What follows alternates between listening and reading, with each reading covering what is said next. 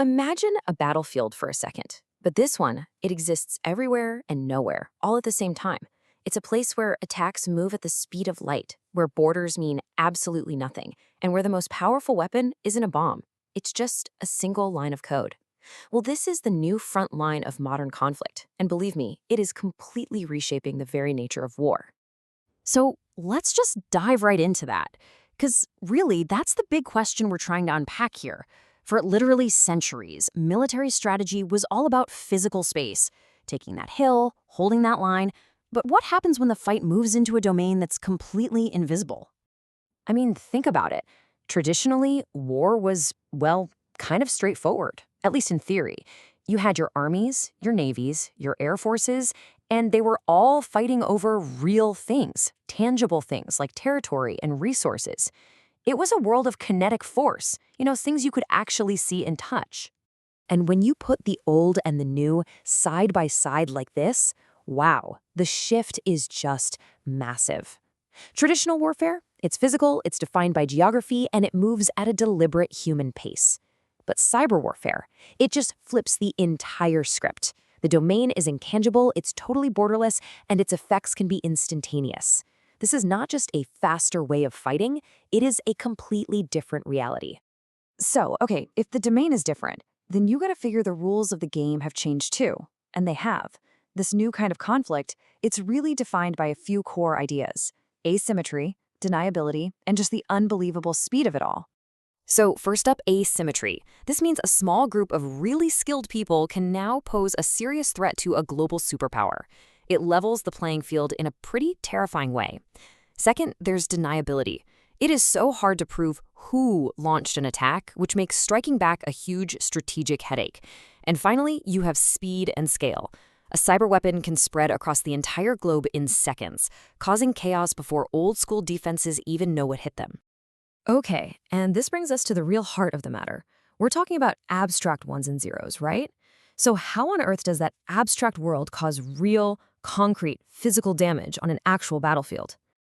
This quote right here, it just nails it. The new goal isn't always about capturing a piece of land anymore. It's about corrupting the information that tells the soldiers which piece of land to capture, or even if they have enough fuel to get there in the first place. You see, when you control the data, you control the field. Let's make this real with an example. Imagine an attacker gets into a military's logistics network. They don't blow anything up. Nope. They just quietly change a few numbers in a database for fuel shipments. So what's the physical result? An entire column of tanks just stops, grinds to a halt right in the middle of a battle, completely out of gas.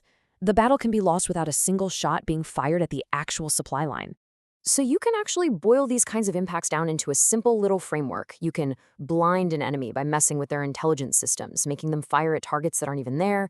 You can paralyze them by hitting their command and control, leaving their units confused and cut off.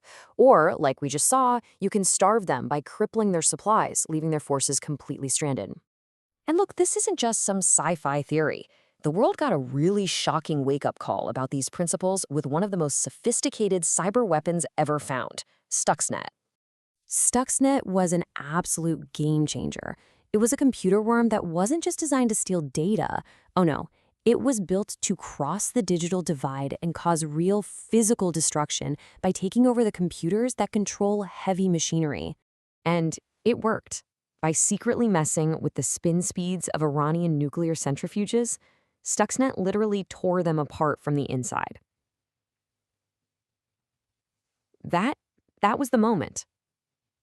The moment the world knew, for sure, that a simple string of code could have the same destructive power as a physical bomb. So, what happens when these kinds of powerful and deniable tools are out in the wild? Well, the very definition of conflict starts to get blurry. And that creates a whole new strategic reality for everyone. Yeah, because these cyber attacks can be so subtle and so hard to pin on someone, countries can now engage in this constant low-level hostile activity. They can poke at defenses, mess with systems, spread some chaos, all in this weird gray zone that isn't really peacetime, but it's not declared war either. It's like a state of perpetual, simmering conflict.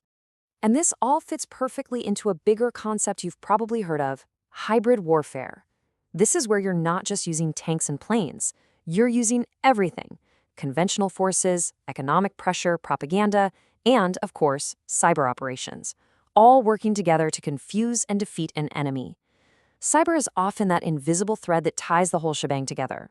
All of this points us toward one pretty inevitable conclusion about where modern warfare is headed. We're not talking about separate domains of battle anymore.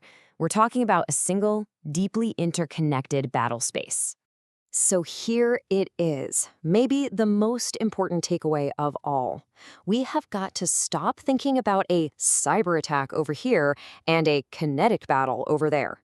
More and more, they are just two sides of the very same coin, planned and executed as part of one single, unified operation. And this tells us exactly where we're going. Military success in the future won't just be about having the best planes or the strongest tanks. It's going to be defined by how seamlessly a country can weave its cyber power into every single part of its military strategy, from the highest levels of command right down to the soldier on the ground. Which, of course, leaves us with one last pretty profound question to think about. If the battlefield has no borders, if the attacks are invisible, and if the conflict never really seems to end, what does it actually mean to win anymore? In this new era, what does victory even look like?